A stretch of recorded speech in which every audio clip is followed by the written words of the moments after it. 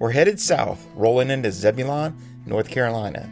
Today's stop, Olde Raleigh Distillery, where we're diving into the story behind the blend.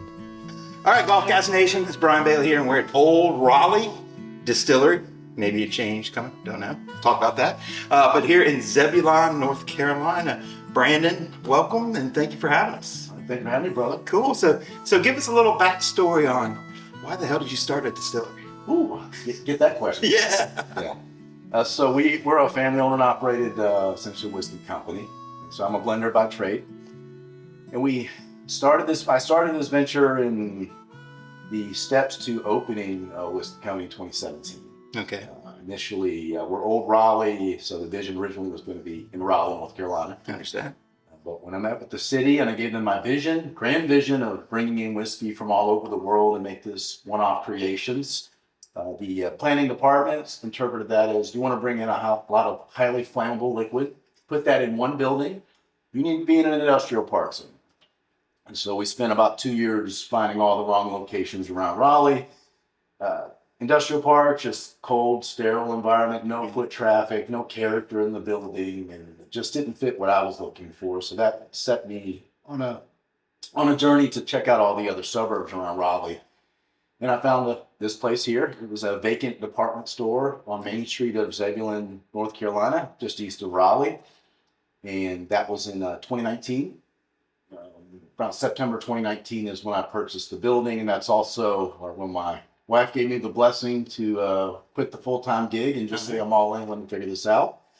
So demo everything you see around me, that was all done myself because I had no money to pay anybody. Yeah.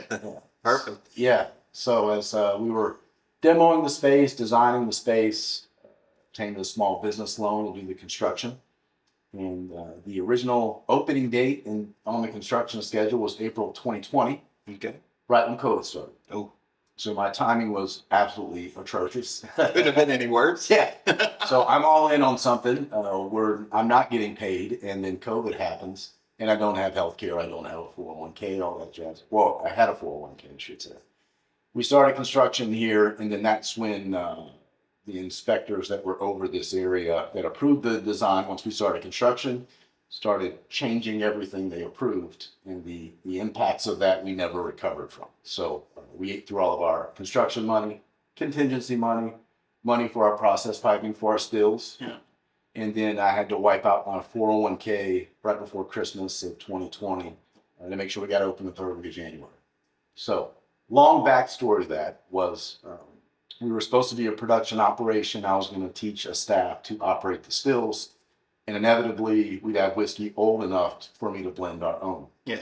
Because back in 2019, it was just, I was of the mindset to feel legitimate in the industry. I needed to make my own stuff. Yeah. Fast forward, when I was forced, I had no choice. I couldn't cut on the equipment, and we were just trying to pay the heating bill for February.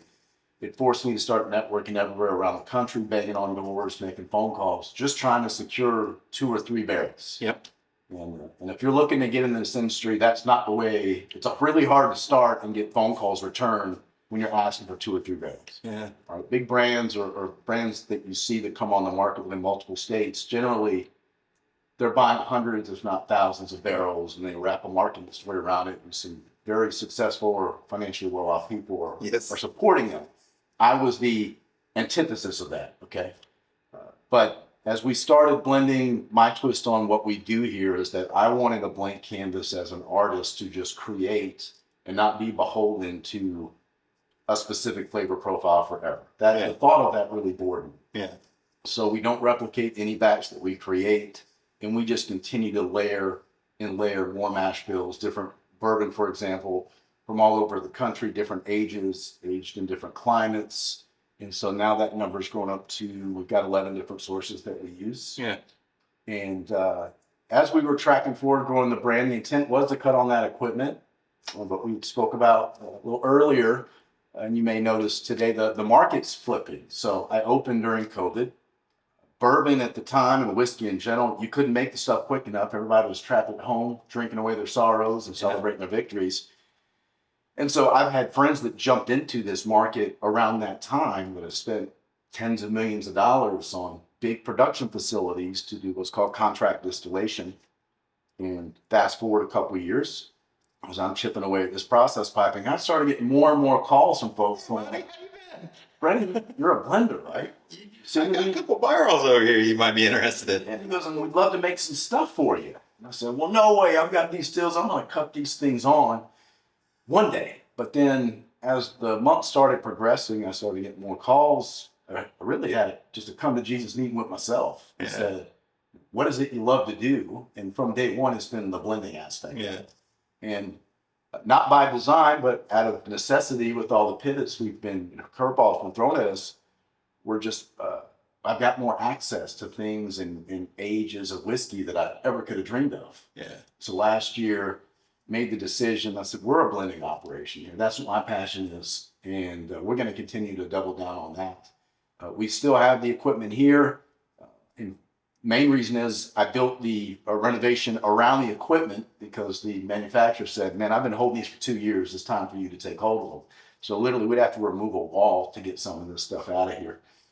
We may cut them all one day, but where I'm at in our journey is if I decide we cut them on, it might be because my kids, they're starting to take an interest and notice of what we do. They're not old enough, but that could be their baby because distillation, being a distiller, and blending are two completely different crafts. Yeah. One is incredibly structured, and one is more of an artist type thing, and that's the discipline that I'm focused on, and we do that quite a bit here. I love that because most people think the distiller is the artist. I'm like, no, he's very regimented in what he can and can't do.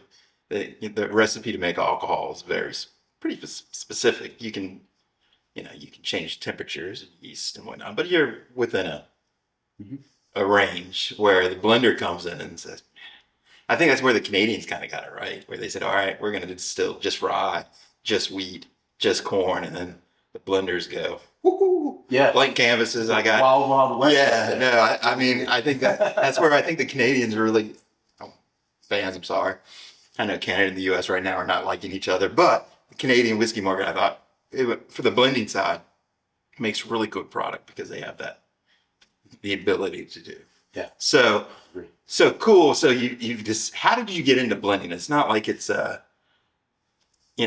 people, source whiskey people get bad rap. Source whiskey people are just buying distillant and aging it and doing their finishes or whatever. They get a bad rap. And then I would say under them would probably be kind of in the pecking order of bad raps would be a blender. Oh, you're just taking other people's work, slapping it in a bottle and calling it your own. So how did you get into blending, and give us some ideas of why blending's so cool? So I dove into blending many years ago, I should say. It was just started out, I was in the corporate world, climbing that corporate ladder. And I was the guy, 15 years ago, I had that extensive bourbon or whiskey collection in my office back when it really wasn't blown up yet. Yeah. And I was very fascinated with how you can have the same, let's just say bourbon, same mash bill, same location, and it tastes radically different. Yeah. Why? Right. So I started going down the rabbit holes, and I started to go to different workshops, blending workshops around the country, and picking up different certifications. And when I decided I wanted to be a blender, as I dove that deep into it, it's being, if you're going to learn how to distill, they've got books for that. I can't hand you a book and say, now go blend. Go blend. It's palate development. Yeah. And so I spent years and years methodically developing a palate to dissect whiskey, being very mindful about what I was drinking, why it hit this part of the tongue, when it hit this part of the tongue. And that's the art of the blend, is when you're packaging these different barrels here that you see in our pantry. This barrel may have a good mouthfeel, but the punches, the most flavorful part might pop up on the tip of the tongue the first 2 seconds. All right, well, all right, what other barrels here? The task of a blender is, how do you create, let's just say 5 barrels where the sum of all those parts are greater than the first. And so it's layering those barrels. So visually, I think about building a bouquet of flowers. And so you're going to have some whiskey gives you that nice mouthfeel I call the base or volume of the bouquet. And then some of those barrels have those accents, those little flavor bombs that maybe they show up front. One may have a long finish that just continues to tell a story. So packaging all those things together just gives you this larger bouquet of symphony of flavors. And that's what I'm tasked with every day. And I say every day, we are releasing 182 different whiskeys over the next year. Some are one of one bottles. Yeah. Some of them for our bottle club, some of them for stores. But I wanted a blank canvas to just exponentially create. And that's what we do here. That's cool. So with blending, I know when people are at a ABC store, liquor shop, and they read on a bottle that it's blended, immediately some people, oh, it's an inferior product. They're hiding something. They're watering it down. They're doing something. Where I come over here to this barrel proof 130 big hitter. Yeah. What do you say to them? Well, I mean, think about historically, how did that word blended start? It was over in Scotland. You had your single malt whiskey. They're really flavorful stuff, but they wanted to stretch it out to a broader audience, so they added in grain whiskey to add more fluff, essentially. So that's how we got whiskey around the world. It's a beautiful thing. So that historically, that was what folks think of. Yep. And then you say, okay, well, that's just grain whiskey in there. That's not what we have here. In fact, our small batch bourbon, we call it blended bourbon whiskey. I could just say straight bourbon whiskey, but I want you to know that we blend here. And what that means is we use now in our small batch 9 different straight bourbon whiskeys, 7 different mash bills, 4 different grains. But I want you to blend. What does that mean? And you can take the historical perspective, or maybe learn a little bit about our brand, and seeing what we're doing here. I don't view that as a negative term at all, because I've seen the art of it. You can have a straight bourbon whiskey, but if you don't know how to pick the right barrels to make those things work together, you can have a really poor product. Yeah. And I'm sure folks have had quite a few whiskeys who probably had an experience with maybe a brand that just didn't quite hit the note that maybe you expected them to. Yeah, we do fun stuff. I have a little whiskey group that we get together all the time, and we'll take a bunch of different whiskeys and we'll try to blend them. And sometimes it works out decent. I've messed up some really good whiskeys too. So it's, I was like, this seems like it's going to work perfect. And I'm like, oh, it's awful. Did not work at all. But no, I think, like I said, I'm a big blended whiskey fan. And I think, again, the old term of blended, I think is, everyone thinks grain whiskey. They're putting in a corn or some sort of grain to lower the costs and expand that. But blended, especially in a kind of a micro or a small craft, is not that anymore. Or at least what you're running here, it's taking the actual source barrels, blending and taking their notes and creating something completely new, which is I find absolutely fascinating. It's fun too. It's fun too. He's working for a living, right? Yep. Yeah, no, that's perfect. So when I was doing the research on you, and I saw all the troubles about the county and all, and every distiller I hear these things, but I thought the cool part that COVID kind of arose was your society. So give us a little background on the Whiskey Society. Yeah, we've got it's called the Olde Raleigh Whiskey Society. It's a bottle club. It's an experience club. It's classes I teach about whiskey. I've done that around the country. We have a community here where, and actually we got members around the country now. Yeah, that's cool. It's for those that just want something rare, unique. It's made custom just for them. It never hits the stores. It's sold out before it's made. Yeah.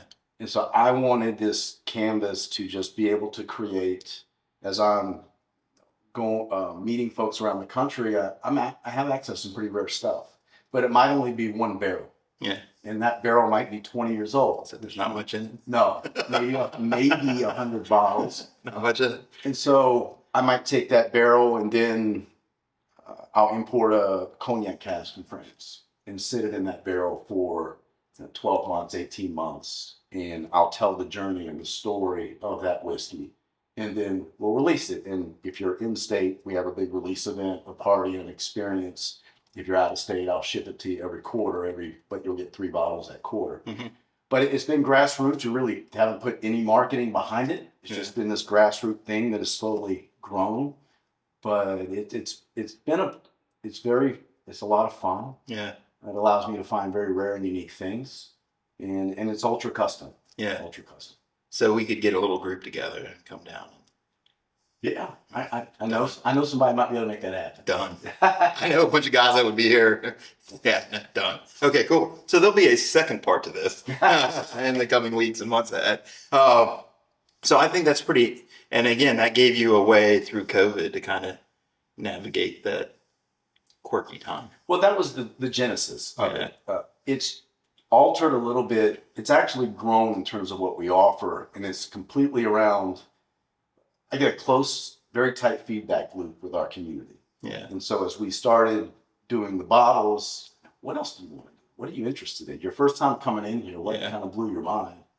Next month, okay, I was teaching classes. I was going through different blind experiments. So we did, last year, I did a blind tasting where I really just messed with the senses. And so they came in, they got their bottle, but then I had food coloring dye on 3 different whiskeys. Yeah. And I've got the spectrum members. I've got the people with the 500 bottle collection to those just getting into it, but want to learn. And this flight only had a bourbon, a rye whiskey, and then a blend of the 2. And I said, walk in, y'all tell me what these 3 are.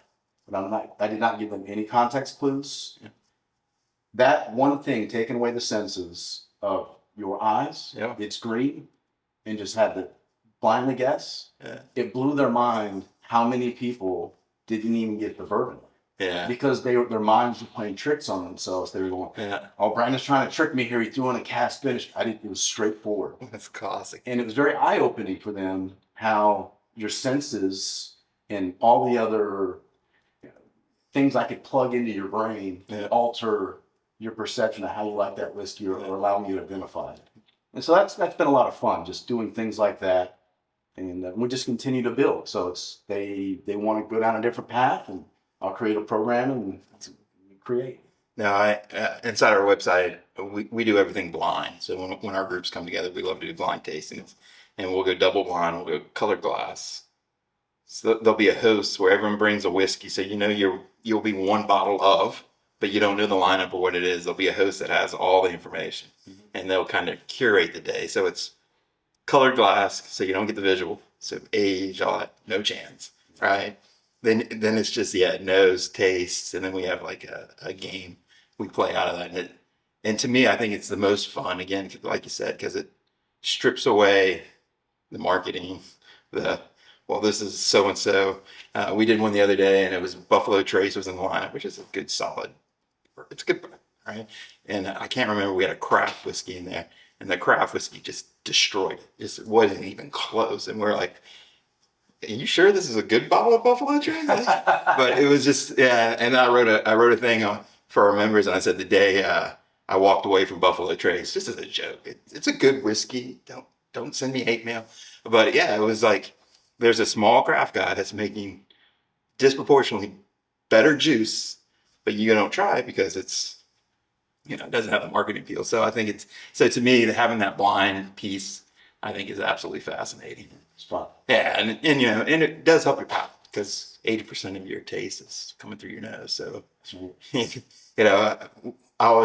don't know if you probably do something along this line, but if you take a person that's never had whiskey before, get them to hold their nose, sip it, it'll taste like nothing. And then as soon as they pop their nose, like I can't tell the difference. And when you have them hold their nose, taste it, pop the nose, and it just goes explosion. And they're like, oh, I go, you felt that? And they're like, yeah. I go, well, then you can taste. Now you got to put in the work. Like kind of what you said to grow your palate. But I think that's fascinating. So you've blended all, you've been putting product out since 2021? Yeah, about 5.5 years. What's been your favorite bottle? Favorite bottle? I got 2 that come to mind. All right. First would be the first release of this, actually. This is Old Stogie, our cigar blend. Okay. So this one was the product that really put us on the map from an international perspective. And I candidly weren't ready for it when it happened. We got a lot of exposure for our first release. And it's a bourbon. The first batch was bourbon aged 19 and 7 years old. And then we imported casks of Armagnac from France. And tawny port barrels in Portugal. Okay. Rested it in there for 14 months. And then I slowly dropped the proof on it down to 100.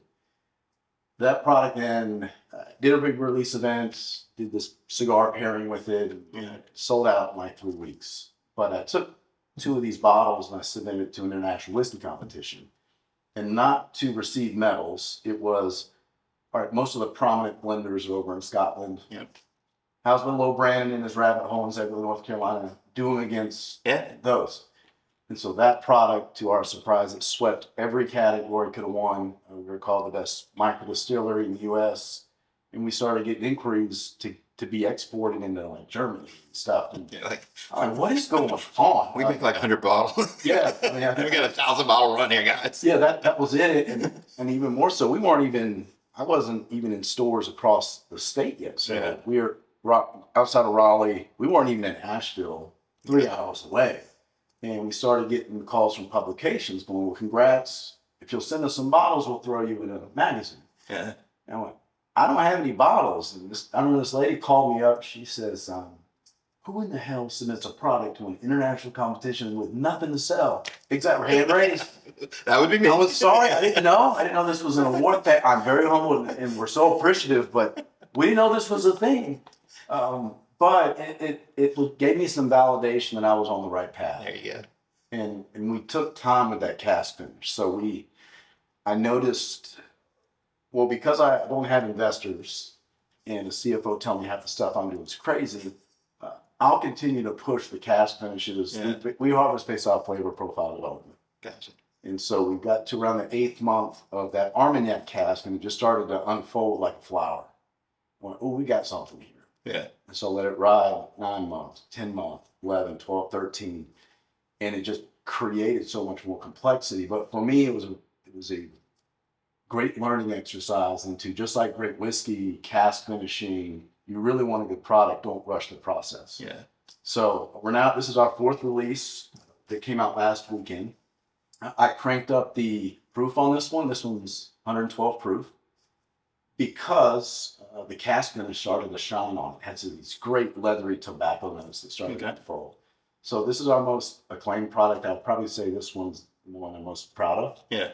Because it's been so well received by the whiskey community. What was the other one? The other one was a member bottling we did last year that really opened my eyes on in terms of what's possible with blending and how basic, in particular, bourbon cask finishing is in this industry. Yeah. You know, most stuff is, they see after one cask finish.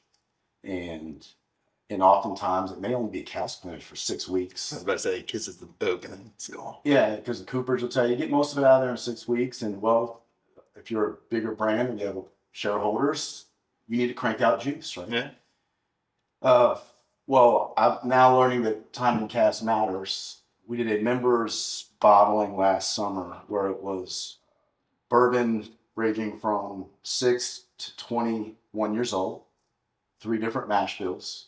We had 5 different casks that they were put in, and then I had a 25-year-old hazmat whiskey that aged in Pellicotado sherry. So we had Pellicotado sherry, ruby port, Madeira, cognac, and Spanish orange wine. So very complex. And so what we wanted to do was I created a 5 cask blend where you want each one to complement each other.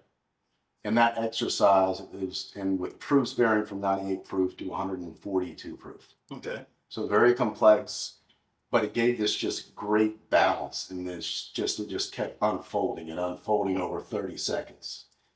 And our members, I brought them in, actually, we did a blending workshop. And I said, okay, here's my bottle. You create your own based off of the individual casks. Mm-hmm. And that for them was the aha moment. Well, this is not as easy as I thought. How come only 10% of this is dominating what's going on? So they had that aha moment. Yeah. But for me, that said, okay, 1 cask finish, that's fine. But there's a whole different world of exploration that we're going to dive into here. Yeah. And so since then, we've just been doing that on steroids, essentially. We started the 1,000 Blends Project, where every week I'm releasing 3 one-of-one bottles. We want to be the first brand to release over 1,000 one-of-one bottle whiskeys. All right. And so our patrons that come in is the 1,000 Blends Challenge. So their goal is to try 1,000 unique whiskeys over the course of a couple of years now. Yeah. And so we're coming up on, I think we're in the 90s right now. It's been a good journey, but also, again, another canvas for me to be able to create and explore and try different flavor combinations. So we've just been at it, just drag race, just let's go. Yeah. That's fun. So those are your good ones. Which one or two you were like, yeah, I missed that one pretty bad. We've had, what's funny that you can have a release that didn't go as expected. We've got a coffee cask finished bourbon. Okay. Which it's gone over very well. I was also I'm in the process of training my staff how to blend. Okay. Which isn't happening overnight. And so my first crack at it, I gave them steps on how we're going to make this coffee cask finished bourbon. And I said, here, I want you to do these steps. I'll come back. I'm going on a trip. Come back in a few days and we'll see how the thing is progressing. I came back from the trip and my staff, one of the guys that had just joined only a few months, he says, sir, it's ready. I said, well, A, you haven't been working here long enough to tell me anything. But B, why would you tell me that? He goes, oh, we can smell it in the production space. I said, you can smell it, like coffee aroma in the production space? He said, yes, sir, you got to come check this out. I walk in. I said, what did y'all do in here? And so they opened up the vat. It was like I walked into a Starbucks. I said, yo, what happened? And I said, where is the roasted beans? Where are they? He said, well, they're all in there. I said, every single one of them put in there? So that's a double espresso. Yeah. He said, yes, sir. Oh, you were only supposed to put, it was like, I had the exact bean quantity that I needed. They put an entire pound in there, something crazy.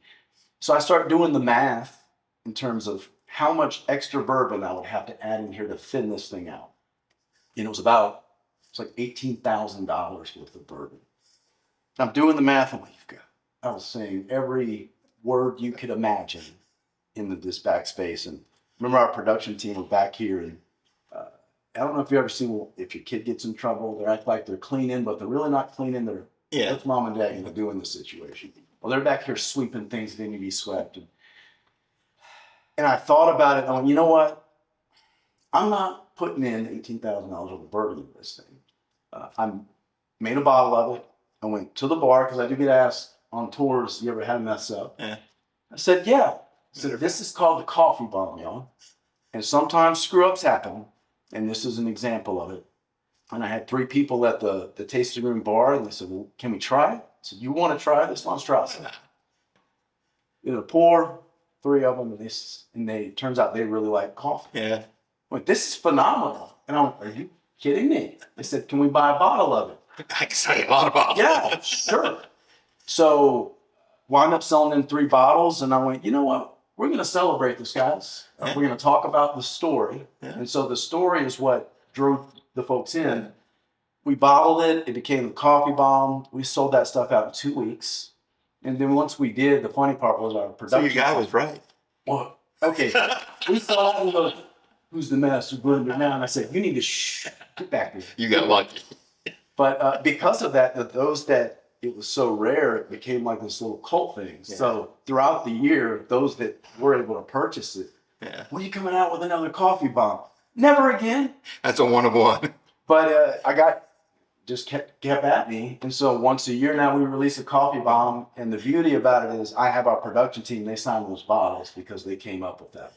But it wasn't by design. It was a total mess up. But consumers telling us, hey. That's a good thing. So, yeah, we responded, and here you go. When it comes right down to it, it is the consumer.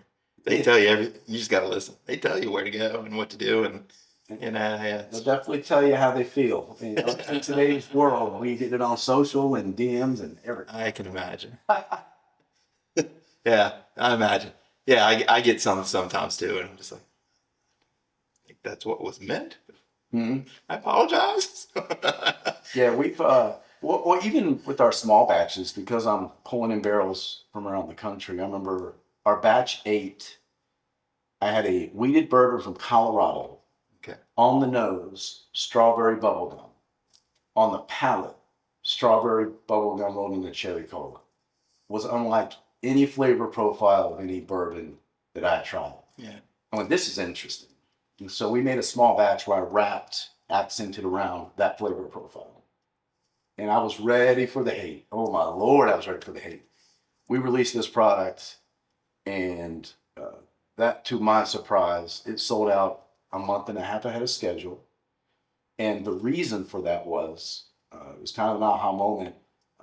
Folks getting into whiskey, and in particular, the female base, this is very known historically to be a, machismo guy thing, which drives me nuts. But my tasting notes talked about those notes, and it was undeniable. And so when we were giving tours on flights, or giving tours when you did the flight on the tour, generally our tours are, there's a big whiskey head, there's a couple, and somebody's along for the ride because we're going to hang out for a few hours. But during the flight, that person will mentally check out and just do the death scroll on social. Yeah, sure, spices, caramel, vanilla. Yeah. Oh, yeah, all the things. And brown sugar, love it. Yeah, exactly. So with that one, for 6 months, we did a blind flight, and whoever was not the bourbon consumer gave it to them blindly. I said, you're going to tell me which one the small batch is. You're going to tell me which one has that strawberry bubblegum note. 100% of the time, they got that right. And the beauty about that was they had this aha moment. Yeah. I finally pick up on some of these pretentious things everybody's been talking about, and it made it a lot more approachable to a consumer base that was coming into whiskey. Perfect. And so that was, I didn't expect it, but it also, I guess, emboldened my decision to sometimes we're going to do things that aren't in the safe zone just to explore. Yeah. Because you never know who that might pull in and give them that aha moment. Yeah. All right, whiskey's kind of cool. No, I love it. If I go to a distillery with my wife, loves whiskey. You look at her, she's tiny. She has she used to do wine. She's given up wine for whiskey. So when we go into a distillery, everyone thinks I'm going to be this, and I'm like, me like you lot, this is good. Right? And she's over there like just tearing it apart. And I'm like, you should be caring. Like, you put in front of me, you're going to get a pretty good result. I go, you put it in front of her, she's going to tell you what it is. Tough critic. Oh, tough. She's got a great palate. But yeah, we do, every Friday night, we do blind pours for each other. Blind pours, we go down in the basement, we pick a bottle, pour it for each other, and then we sit there and discuss it and stuff. So it's a big part of what we do. And to me, women inside of whiskey, there's a lot of distillers now on the women's side too. It's doing great things. Really cool stuff. So no, I love that. And I've noticed a lot of distilleries now have coffee bars now. Same kind of thing, because the bourbon head comes in, they bring significant other. Oh, look, we have great coffee. Would you want an espresso? Would you want this? Yeah. I've seen a lot of the distilleries kind of catering towards the second member of the group that might not be a big whiskey fan. Keeps around longer, maybe brings them back. That's true. Now you got a coffee bomb. Maybe you hook them that way. That's cool. Where do you see the future with Olde Raleigh? What do you? The future's going to entail just more blending. We're doubling down on what we're doing. Well, you got 1,000 that you have to get to, so you're about 10%. I got my North Star. You're about 10%. Is that right? Yeah. Yeah, we North Star is there. We're going to continue to expand into more states. Okay. But we've done a controlled growth strategy. I didn't want to, for the sake of getting into more states, water down the product. And so I'm really being mindful about what we're creating here. And the beauty about where we are in the market today is that I have access to things that I only could have dreamed about in 2019. And so, in the market, I'm hearing a lot of the big brands, and I'm at these liquor store conventions. The talk is about lowering costs. Let's get a bottom level SKU. Yeah. Our perspective is never been a better time to enhance the quality of what we have. Yeah. Let's double the age of what we're doing because we can get access to it. We want to continue to deliver more value, more quality, higher quality to our patrons and our consumers that experience Olde Raleigh. That's our focus, is doubling down, making things better than what they ever could. Yeah, it's fascinating. I've just done a couple of distilleries up in Virginia, and they've both come in with their new bottom label Got to hit the market, need more of this, more of this. And I was just like, cool. Good luck. Now you're just one of an entire shelf of them. I mean, I understand why folks are doing it. Yeah. However, you're never going to compete with Walmart No. prices. So why do you want to play in that game? I mean, the giant brands are gigantic ethanol plant, manufacturing facilities. They're cranking out juice. You're not going to get your costs down to there. You can never catch them. They own the distribution. Yep. They have unlimited marketing budgets, and I don't have any interest in producing a 300,000 bottle release of something. Just that I understand why folks want to do it, but I don't see the art in that. Yeah. And that's what we focus on. Yeah. I think the artistry is kind of the cool part. Like there's a distiller guy up in West Virginia. I don't know if you've ever met the Devil Dudes guy. He's former Navy guy. Hilarious. Made moonshine for 5 years to run the distillery, but he's doing some off the wall distilling. Really good stuff. He does a lot of malted rye and stuff. Like does just off the wall stuff. Mm-hmm. And he's like, man, I'm an artist. He goes, if I don't want to be an artist, I go work for Brown Foreman, or he's like, I won't be an artist. It's fine. But I think they're really cool with the crafters and the smaller distilleries is you do have that potential to create one of ones, one barrel, where the bigger guys are, oh yeah, we made great 10,000 barrels this year. Awesome. And the great thing about the consumer is now you've got a wider spectrum of things to enjoy.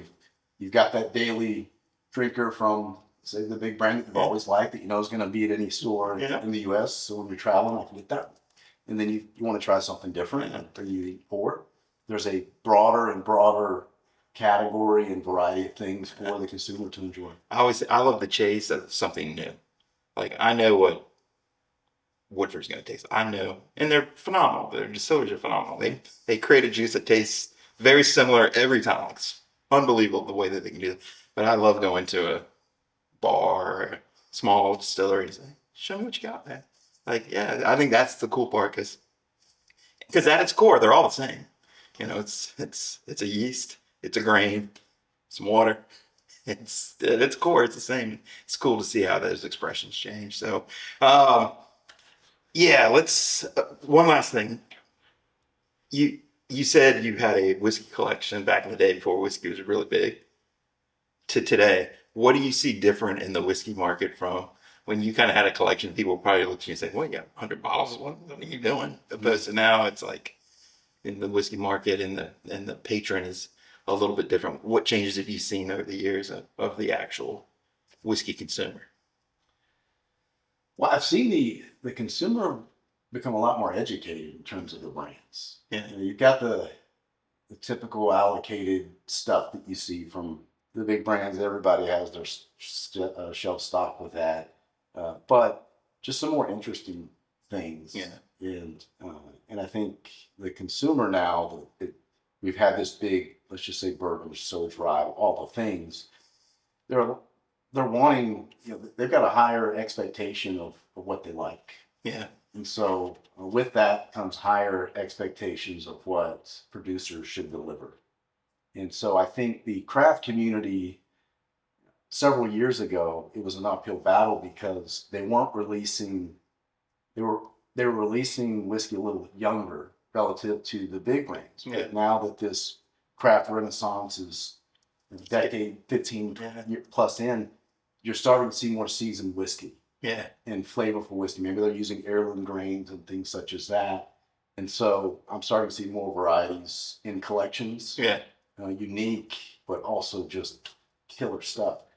My collection, I actually gave away to my staff last year before we started this 1,000 Lens project, because as I was looking at some of the bottles, it was, I must have, I don't know how many $10,000 worth of whiskey they gave to me, but I did that because I now collect barrels from all over. Yeah.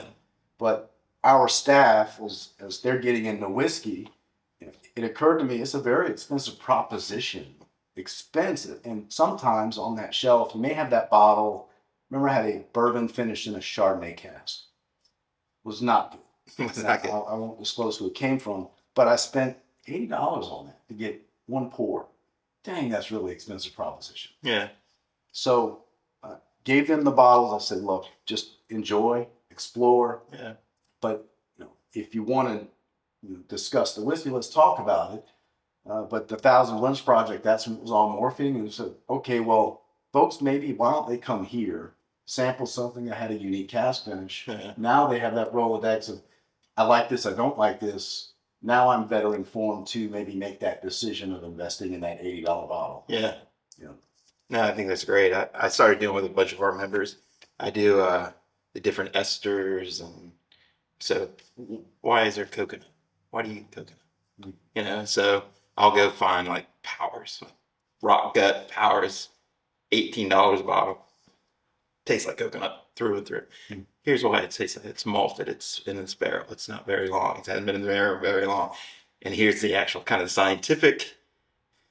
This is the science behind it. This is where it comes from. Yeah. This is why you get coconut. There's no coconut anywhere in the process. This is why. And then we do vanilla, and you just kind of go through, and they start to understand. That's why vanilla. Now I see why caramel shows up. Now I understand why. Because again, if you don't know. Yeah, as a golf coach, I always say I'm never scared of what you don't know. I'm always scared of what I think you think you know. Yeah. Like, so they think that a finished whiskey means they're putting fruit in it. No, it's just in a barrel that had wine in it. So technically, it's not fruit. It's just whatever. So that component of it, I think, is very fascinating. And again, you get them interested in going, okay, and now here's 3 bottles of coconut, or inside of our feed or whatever. Hey, give me your favorite whiskey that has huge coconut tones on the nose or on the taste or whatever. And then so hopefully someone else will come in and go, that sounds interesting. Maybe I'll try that kind of thing. And I remember I was at an Irish pub, and that guy, first time I had Powers, just the Rock Gut Powers, I was like, man, that tastes like coconut. And the guy looks at me and goes, I've been serving this forever. No one's ever said that tastes like coconut. I said, come on, someone had to. So he opened up a bottle of Malibu and he sniffed it. And then he took damn, it does smell like coconut. I was like, aha moment. Yeah, I was like, aha moment. So yeah, I think, so to me, that's the stuff I love. I kind of like you said, once I start a project, I'll go as deep as, my wife will grab me, scruffing my neck and trying to pull me back. What are you doing? Yeah, trust me, it's going to work. She's like, heard that one before, but no. So let's dive in here. We'll try the cigar blend and kind of go through some tasting notes on it and see how that goes. So you're a cigar guy too? Do you like a good cigar, or you just sell cigars? Yeah, I like cigars and we sell cigars. Love that. See, look, welcome to me.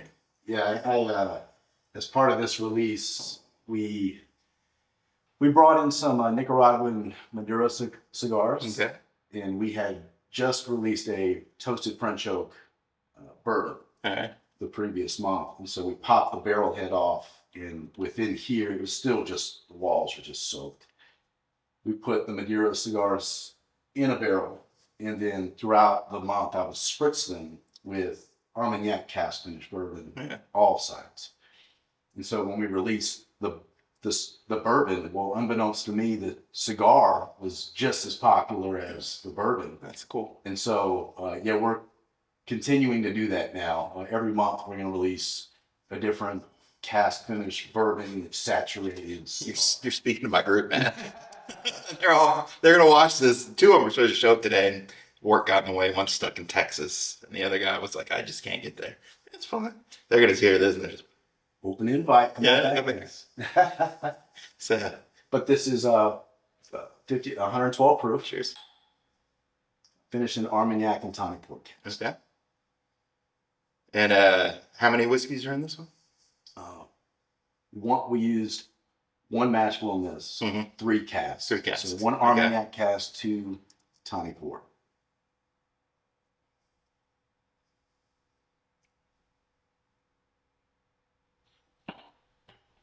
First sip of the day. Throw that in a throwaway. Coat the tongue. It's not a bad first sip of the day, though.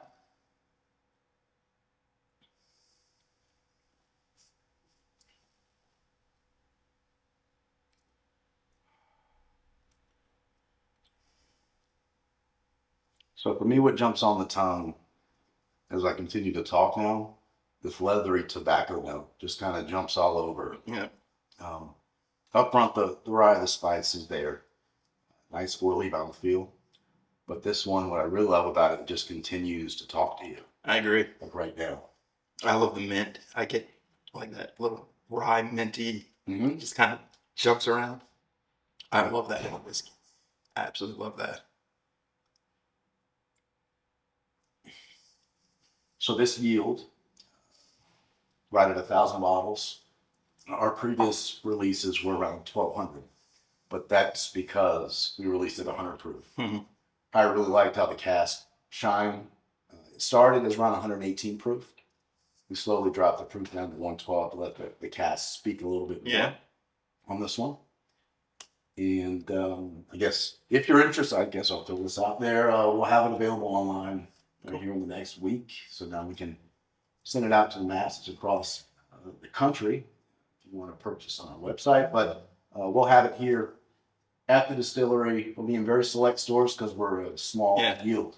No, actually, it was funny how I went to our local ABC stores and Olde Raleigh was on the shelf in Charles. Yeah, we've Virginia. Yeah, it's so every state's very different. This state we have, I believe, 172 different boards. Control state, but I have to call up 172 different people to get statewide. In Virginia, we made one phone call. Yeah, presentation. They loved our stuff. I showed them our website, online data. Virginia was a top selling state. Yeah. This is why I think we would do it well here. Great. Top 100 bourbon producing stores. Yeah. Oh, huh? It was unbelievable. I thought I was being pumped on it. You're like, wait a minute. Yes, I'm loving Virginia right now. Yeah. It was really funny because I was walking through, I was like, I'm going to look. And there's 3 of them near my house. And I was looking, 2 of the 3 had on the shelves. And the other guy said they do carry it, but they were sold out of. So, yeah. So in Virginia, you can find it. They're small batch and a barrel proof. Yes. So you definitely can find it. But no, I think this is awesome. If you were going to pair a cigar with this, what would you go with? I mean, I'm a sucker for Maduro. I roll with that. You like a big full? I do. Yeah. Big ring gauge too? Or you like? I don't go super fat, but the ones that the cigars we released, like a Toro kind of size, or yeah. I mean, it was like if I'm at home on Saturday with a solo stove drilling out, I like about an hour smoke. Okay. So if not, I'll go with the Arturo Fuente, the short little ones. Enjoy those. Can't get wrong with Fuente. Yeah, really. The Hemingway series is spectacular. So yeah, we do a podcast just for fun where we get a cigar and then the 5 of us will bring a whiskey that we think will pair best with the cigar because everything we do is a competition. So we're like, let's compete. So we'll bring 5 different whiskeys and we'll go through, and as long as the cigar is going, the podcast goes, and we sample the cigar and then the different whiskeys, and then we say, does the whiskey enhance the cigar? Does it overpower the cigar? Mm-hmm. And so we have to set the guidelines of what the actual competition is because it changes every episode, and then we compete and fight like hell. Yeah. But to me, it's like when we first started, we were golfing whiskey only, and then like I said, as we started to more and more members came in, they're like, we like to smoke cigars too, and we'd go play golf, and everyone would have a cigar. And I was like, oh shit, I guess you just got to get into cigars as well. My wife goes, okay, golf expensive. Whiskey, she hates because it's expensive. She loves it, but she hates it because I'm always coming home with a new bottle. And then she's like, oh, great. Now, what is that, like anywhere from $10 to $20 a cigar, give or take? She goes, great. Yeah, can you pick a cheap hobby? I was like, what's the fun in that? Yeah, no. Yeah. And I've come to find out now that my cigar hobby is outpacing all my other hobbies on expenses. And now I'm just like, God. Yeah, I would love a nice cigar, but once a week. I tend to go Endura higher proof. Yeah. I roll my way down more of the sun-grown, Arturo Fuente 858s. Okay. I sit around the 90, 95 proof. Well, my sweet spot personally is around 110 for whiskey. So I tend to migrate with the cigar that pairs with that. Yeah, I always like a whiskey that has a little fight. Yeah.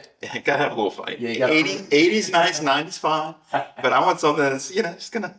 earn the victory. It taps on you a little bit. No, I think it's great. Well, I appreciate your time. Again, Olde Raleigh down here in Zebulon, North Carolina. If you have a chance, swing by. If not, check out the internet. give me the internet stuff where they can find you online and buy some bottles. Sure. It's OldeRaleighDistillery.com, Facebook, Olde Raleigh Distillery, Instagram, Olde Raleigh Distillery. We're on TikTok as well.